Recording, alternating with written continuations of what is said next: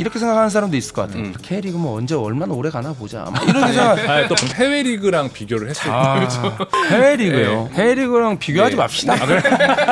K 리그가 돈이 될 수 있다라고 보시나요? 근데 아주 냉정하게 진짜 현실적으로 받아들이면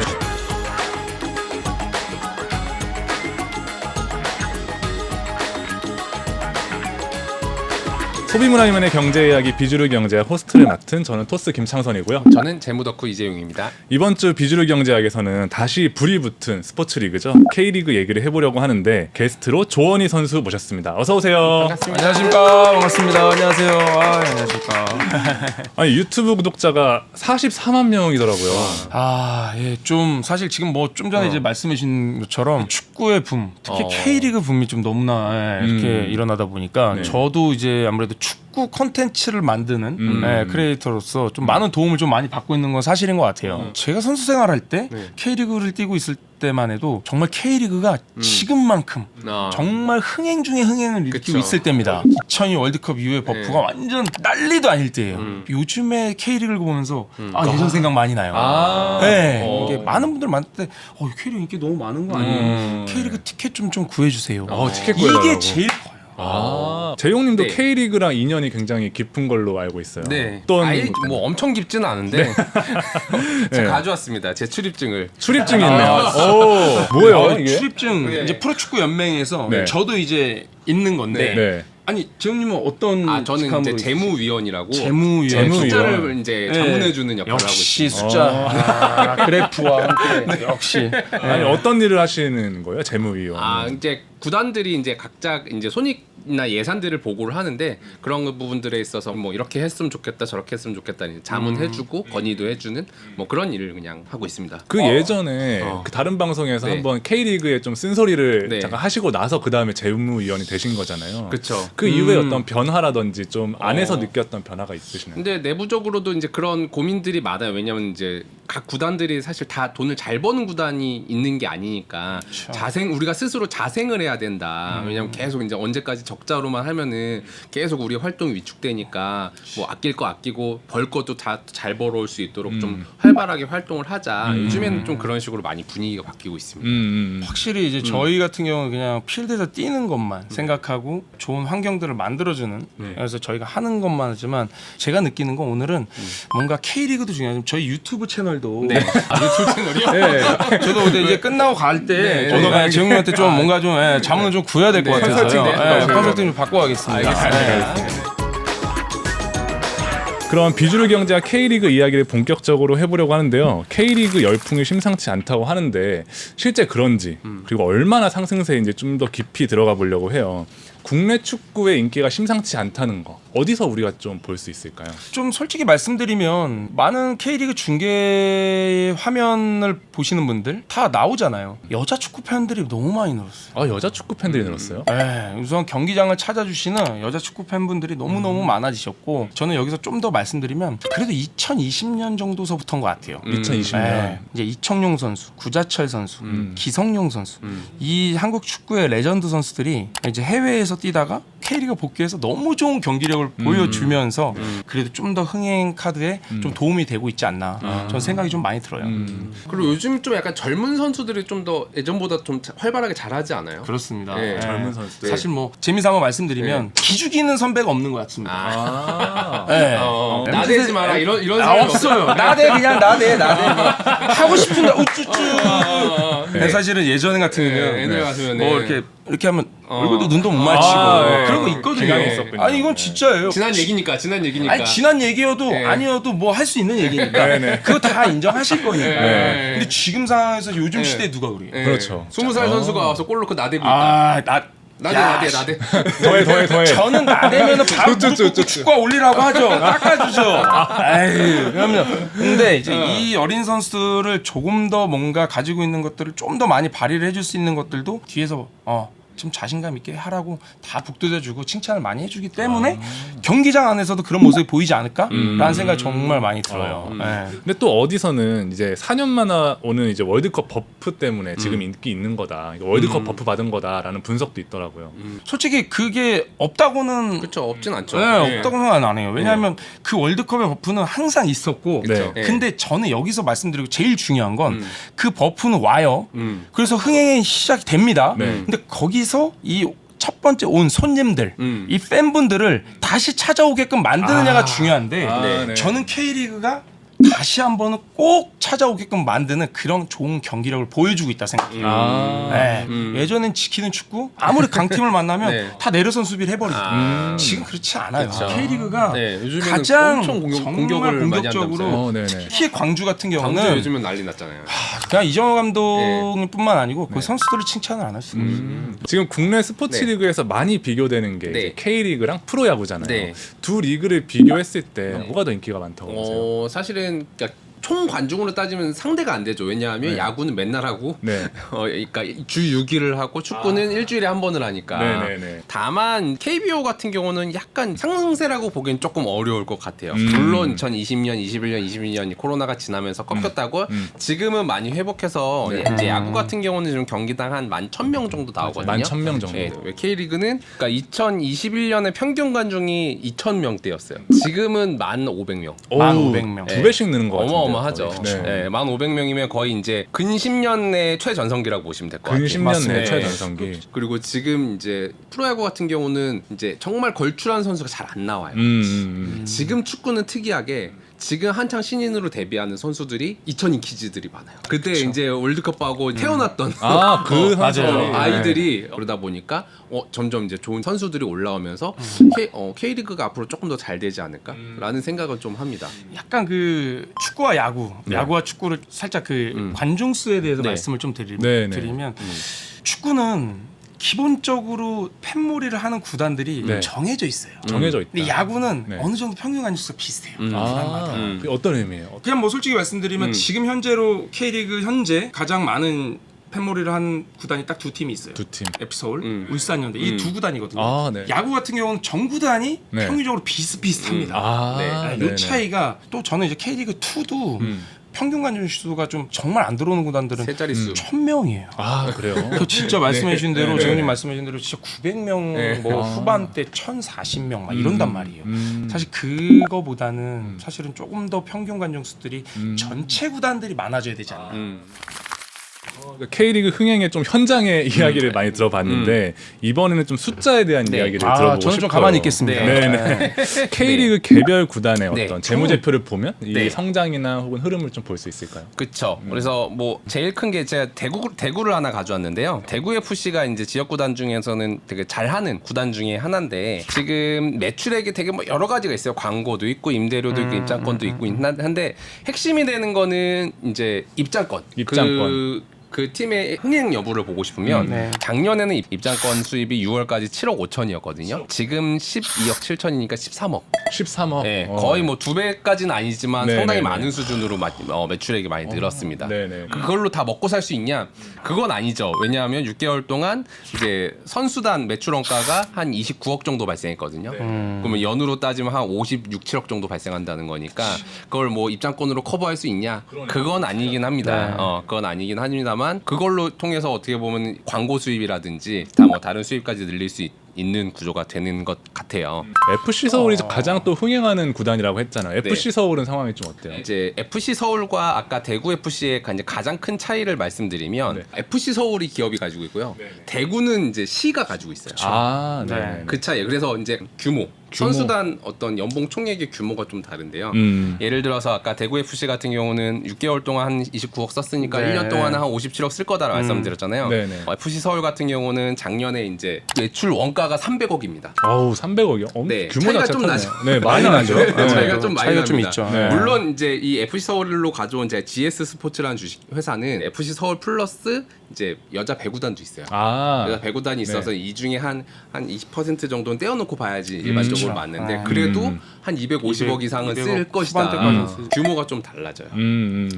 아니 근데 이런 네. 구단들이 네. 그러니까 지금 K리그가 한참 흥행하고 있잖아요. 네. 이런 흥행에 발맞춰가지고 다들 막 흑자도 잘 나고 영업이익도 크게 오를 가능성이 있나요? 그럴 가능성은 없습니다. 거의 없는 것 같아요. 없습니다. 그게 참 많이 아쉽긴 아직 하죠. 멀었어요. 네. 그러니까 왜냐면 지금처럼 네. 기세가 좋으면 이게 숫자로도 좀 같이 보여야 장기적인 성장이 가능한 거예요. 거의 구단에서는 네. 그러니까 특히나 이제 뭐 기업 구단들은 이 영업 순이익에 대해서 네. 항상 뭔가 이렇게 말하면 될지 모르겠지만 네. 많이 내려놓은 것 같아요. 아, 네네. 포기. 좀 왜냐하면 네. 이게 아무리 많은 관중이 들어오고 네. 하더라도 기본적으로 선수단 예산을 가지고 또 꾸려야 되는 것들도 그렇죠. 있고 그러니까 왜냐면 뭐 대구만 봐도 잘 나오면 쉽지가 않죠. 1년에 2, 30억인데 네네. 선수단 그거 가지고는 연봉은 안 막 되죠. 뭐 아무리 작게 잡아도 네. 7, 80억은 써야 되는데 아니 뭐 응. 입장료 30억이요? 30억인데 솔직히 세징야 그거에 반을 줘야 되는데 그러니까 선수 한 명한테 줘야 되죠. 네, 그러니까 이게 쉽지 않은 거죠. 네. 네. 근데 결국은 네. 중요한 건 많이 봐야 돼요. 많이 봐야 된다. 생각보다 그 중계권 수입이 그러니까 우리나라 말고 타 국가에서 타국에서? 네, 중계권 수입이 구단의 수입이 차지하는 비중이 꽤 크거든요. 거의 뭐 예를 들어서 뭐 리버풀 같은 구단은 거의 한 3분의 1 정도 돼요. 그 말인즉슨 사람들이 많이 봐주는 리그가 되면은 그러면은 어느 정도 맞출 수 있는 가능성이 생기죠. 약간 왜 K리그는 네. 좀 이렇게 브랜드의 네. 광고에 대한 그 라이센스 그 스폰서 네. 금액이 네. 왜 이렇게 좀 적은지 모르겠어요. 아, 적어요. 물론 다르죠. 네. 리그 수준도 다르고 예를 들어 다르죠. 네. 근데 K리그는 정말 너무 아. 심각하게도 적어요. 적어요. 네, 왜 그러냐면 근데 결국 이제 어떻게 보면 이제 그런 핫한 기운이 들어왔을 때 그걸 유지하고 계속 만들어주는 사람이 좀 있어야 되는데 사실은 제가 예전에 했던 말 중에 각 구단에서 좀 아쉬운 얘기는 네. 너무 팀 예산에 선수들에 대한 연봉만 있지 직원에 대한 예산 너무 없는 거 아닙니까? 물론 없으니까 어쩔 수 없긴 한데 네네네네. 예를 들어서 뭐 한 구단 중에 하나 보면 뭐 강원 FC, 뭐 강원도민 축구구단 같은 경우는 선수단으로 한 190억을 썼거든요. 작년에. 근데 판매비와 관리비를 29억을 썼어요. 한 15%. 선수단 연봉 대비 네. 나머지 이제 안에서 마케팅하고 회계하고 이제 운영 관리해야 되는 인원들의 비용이 너무 적게 책정돼 그러니까 있는. 몇 명이 서 있길래 그렇게 해서 몇 명 없어요. 진짜로 각 구단들 제 상황 보면 진짜 몇 명 없거든요. 제가 알기로는 많이- 강원이 좋은 편이에요. 좋은 편이에요. 진짜로요. 다른 타 구단들은 더 열악해요. 재무위원으로서 25개 구단의 재무제표를 네. 다 보거든요. 네네. 아니 네. 이걸로 살림살이를 한다고 깜짝깜짝 놀랄 때가 있어요. 정말로요. 생각보다 그 보이는 면에 비해서 되게 열악한 경제적으로 그런 상황이네요. 제가 알기로는 1인 3역, 1인 5역 하시는 분들 계세요. 진짜로 정말로. 사실 좀 불공평한 비교일 수도 네. 있을 것 같은데 그럼 해외 리그랑 비교를 했을 때 네. 그럼 해외 리그는 뭐 돈 잘 버는지 네. 해외 리그요. 네. 네, 당연히 해외 리그랑 비교하지 네. 맙시다. 왜 우리도 굳이 물론 여기 또 K리그도 숫자적으로 이렇게 약간 돼야죠. 비교를 네. 해야 되니까 케이스 그거가 스터디를 또 해봐야죠. 나와야 네. 되니까요. 안정적으로 제일 잘 버는 기업 중에 하나가 이제 바이에른 뮌헨인데 난 너무 억울해. 왜요? 다 똑같이 억울하죠. 피땀 흘리고 뭐 다 같이 같은 땅을 고생했는데 다 같이 고생했는데 저기는 잘 벌고. 저기는 왜 뭐인지 모르겠어요. 근데 일단 수익 구조가 되게 탄탄합니다. 기본적으로 이제 바이에른 뮌헨 같은 경우는 이제 매출액이 6억 6,500만 유로. 대략 환산하면 한 8천억 정도 되는 것 같아요. 8천억이요? 그 자체로 기업이네요. 네, 대기업. 그리고 이제 에비타라는 지표가 있는데요. 에비타 지표로는 이제 1억 3천만 유로니까 대략 한 20% 정도 남는다. 어디서 그럼 버는 거예요? 6억 6천 중에 매치 오퍼레이션이라고 해서 이 경기당 수당으로 받는 게 네. 1억 5천 9백. 경기당 뛰어서 얻는 수익은 4분의 1 정도밖에 안 돼요. 그 중에 이제 스폰서십이나 마케팅 어떻게 보면 마크 아까 그 너무 후려친다는 네, 아, 마크 같은 너무- 거 달아주고 이런 거 해가서 얻는 게 2억 2,400. 와. 엄청 커요. 엄청 크고 어떤 중계권 이런 걸로 얻는 게 한 1억 유로. 장난 아닙니다. 그러니까 되게 균형감 있게 경기와 어떤 스폰서십과 나의 유니폼, 머천다이징 중계권이 되게 고르게 뭐 한 3분의 1, 4분의 1 정도의 규모로 착착착착 돼 있어요. 이 구조가 굉장히 오랫동안 완성돼 있고 그럴 수밖에 없는 이유는 글로벌로 많이 봐서 그런 것 같아요. 글로벌 네. 역시 우리만 해도 바이에른 뮌헨에 누가 갔죠? 김민재. 김민재 선수 갔잖아. 그럼 우리는 중계권 사야지 그럼 독일 거. 그럼요. 그러니까 타겟 자체가 그러니까 글로벌을 타겟으로 하냐 국내에서만 그쵸. 소비되느냐가 너무 압도적인 차이를 네. 많이 그래서 저도 그 생각을 했어요. K리그도 동남아를 가야 된다. 가능성 있지 않아요? 그래서 네. 그래서 저도 최근에 프로축구 연맹 유튜브 채널이 있어요. 네네. 조회수가 이제 제일 많이 나온 영상이 뭔지 찾아봤거든요. 조회수 한 500만 정도 나온 영상이 있었어요. 네, 500만. 그 영상이 뭐였냐면 인도네시아 아스나이 선수라고 있어요. 아스나이. 아스나이 선수가 수비수인데 되게 열심히 뛰어요. 그래서 이제 박지성 아니야? 박지성 같은 느낌으로 막 댓글엔 다 인도네시아 사람들. 인도네시아인의 어떤 국뽕을 자극한 거지. 네네. 그러다 보니까 야 이런 식으로 하면은 우리도 좀 동남아 선수들 많이 데리고 와서 육성하고 맨시티가 한국 오듯이 네. FC 서울도 뭐 한번 인도네시아 베트남 한 번씩 돌아갔다 오고 그런 차원에서 우리도 좀 저변을 넓혀야 된다라고 저는 생각을 해요. 잘 되는 구단을 보면 굉장히 전문 경영인들이 들어와가지고 그런 네. 경영을 잘하는 케이스가 있잖아요. 네. 근데 K리그의 구단에도 이런 전문 경영인들이 들어오면 네. 조금 좀 열세가 될 수 있지 않을까? 그런 생각이 저는 드는데. 가끔 그런 생각을 해요. 선수 출신 말고 오히려 그냥 방구석 전문가. 방구석 전문가. 방구석 방구석 전문가. 전문가가 제 네. 어떤 그 구단 외의 시각으로 기업을 바라보고 운영하는 게 더 도움이 될 수도 있겠다. 특히 이제 마케팅 측면에서 도움이 되게 네. 많이 필요하거든요. 그냥 선수들은 사실 마케팅보다는 경기 내적인 것들 네, 네, 어떻게 네. 더 축구를 더 잘할까에 포커싱이 돼 있는데 경기 외에 계신 분들은 이제 어떻게 해야 사람들한테 관심을 받을 수 있는지 더 민감하게 잘 알 수 있으니까 그런 분들이 좀 기업의 경영에 관여를 하는 게 더 앞으로는 더 필요하지 않을까 그런 생각을 가끔 할 때가 있습니다. 선수들이 조금 네. 더 선수 때 그래도 좀 많은 관심을 많이 받잖아요. 그쵸. 근데 선수들이 조금은 생각을 이제 조금만 바꿨으면 좋겠는 게 경기력. 경기력. 첫 번째 맞습니다. 네. 하지만 다른 마케팅적인 부분 있잖아요. 그쵸. 나의 어필 시대. 네. 나도 내가 어떤 일을 하고 있고 어떤 위치에서 무엇을 하는지도 본인들도 좀 이런 부분을 좀 더 많이 활동적으로 하면 더 좋겠다는 생각이 좀 많이 들어요. 네. 최근에 이제 이 K리그 흥행에 활기를 불어넣는 기업이 이제 쿠팡플레이더라고요. 그쵸. 그러니까 쿠팡플레이가 사실은 뭐 K리그뿐만 아니라 뭐 맨시티 팀을 초청한다든지 굉장히 한국 축구에 공격적으로 투자를 하고 있는데 쿠팡플레이가 지금 K리그에 굉장히 관심을 가지고 있고 투자를 하는 건 좀 어떻게 보세요? K리그로서 나쁜 게 없죠. 지금 상황에서는 충분히 많은 도움을 얻은 건 사실이고 오히려 대표팀 경기 이상만큼 좋은 또 시너지가 오지 않았나 생각이 들어서 좀 윈윈을 할 수 있지 않나 하고 있지 않나 생각이 들어요. 재용님은 네. 어떻게 보세요? K리그 흥행에 이제 쿠팡플레이가 편승한 거라든지 뭐가 또 우선일까요? 근데 저 둘 다인 것 같아요. 둘 다다. 이제 쿠팡플레이가 들어오면서 중계의 퀄리티가 높아졌다는 얘기들을 많이 하더라고요. 네, 저도 들어봤어요. 예, 네. 어떤 카메라의 구도라든지 어떤 화질이라든지 편의성 같은 게 많이 좋아졌다. 그런 측면에서도 뭐 생각을 하고 쿠팡플레이 입장에서도 이득을 봤죠. 왜냐하면 K리그가 제일 어두운 시기에 제일 힘든 시기에 싸게 들어와서 네. 지금 어떻게 보면 저가주를 매수했는데 지금 상승 중이란 말이죠. 쭉 올라갔죠. 상승하고 그러면서 이제 구독자 수나 뷰수가 늘어나면서 본인의 어떤 사업에도 분명히 도움이 되고 있는 상황이라고 저는 생각을 해요.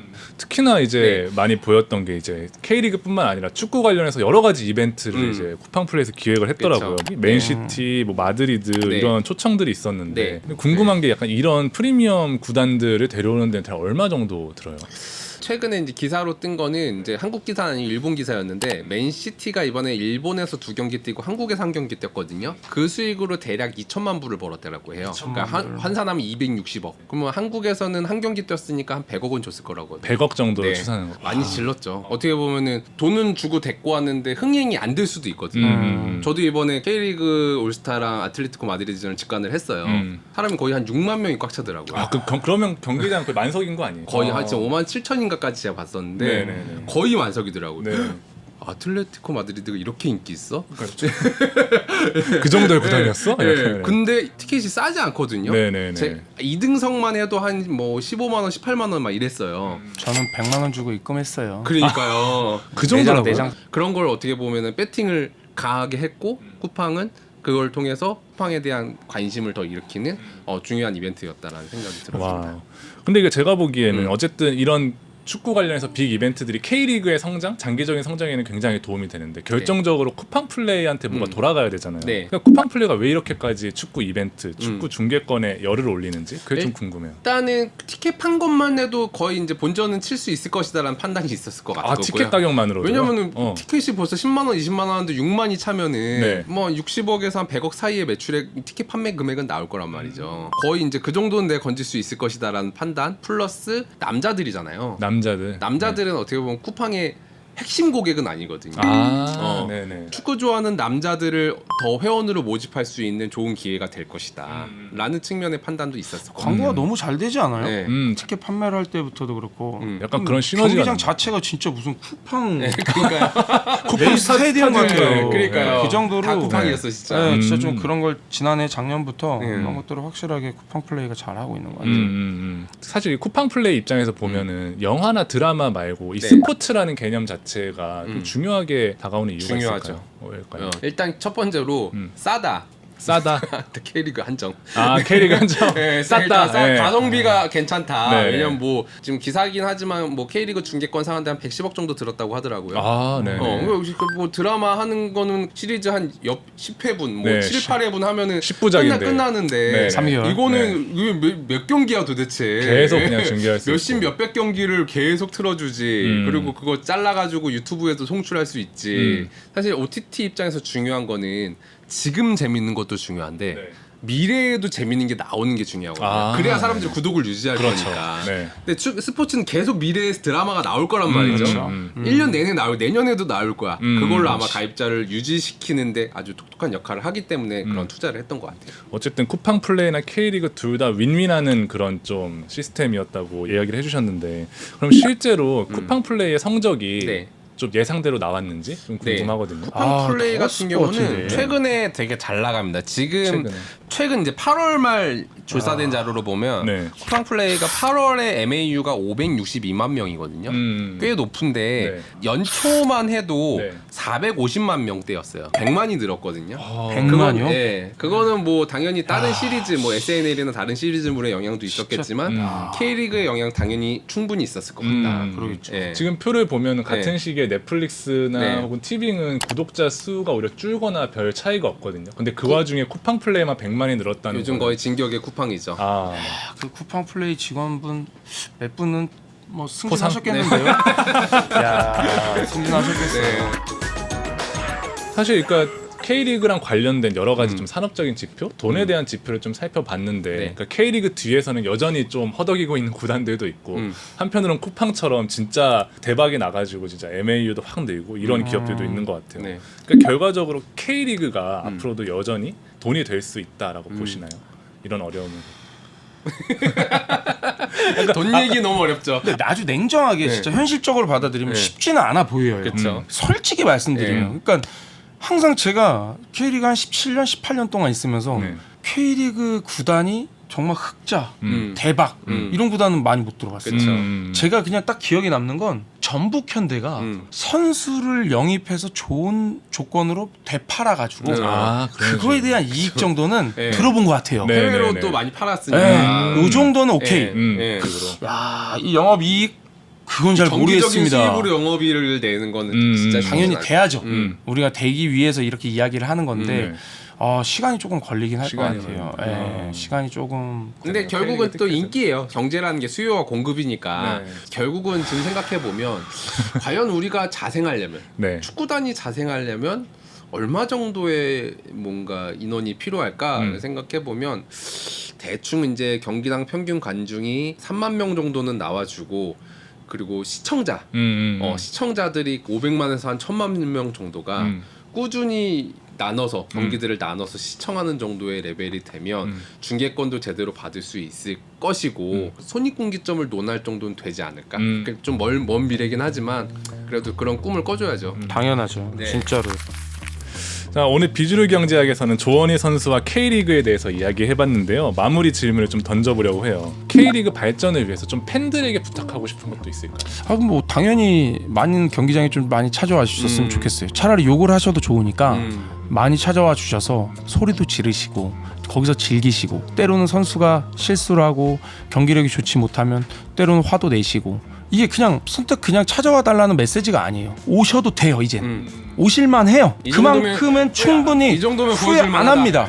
그 정도의 어떠한 경기력을 충분히 팬들에게 만족시킬 수 있는 K리그에 많이 찾아와 주셨으면 너무나 감사하겠습니다. 이제는 자신 있게 추천할 수 있는 진짜 정말 K리그다. 그래요. 예. 되게 선입견이 되게 무섭다는 생각을 해요. 아. 왜냐면 K리그를 되게 보지도 않고 비난하는 사람 많거든요. 아, 네. 거기는 재미없는 리그야. 거기는 수준 떨어지는 리그야. 거기는 뭐 별로야. 약간 이런 선입견을 가지고 그냥 이렇게 막 이게 습관적으로 이렇게 욕하는 분들이 계신데 이걸 하는 거는 괜찮아요. 그것도 관심의 표현이니까. 근데 오히려 그걸 경기를 풀로 본 다음에 아. 가본 다음에 그러면은 욕하는 거 오케이.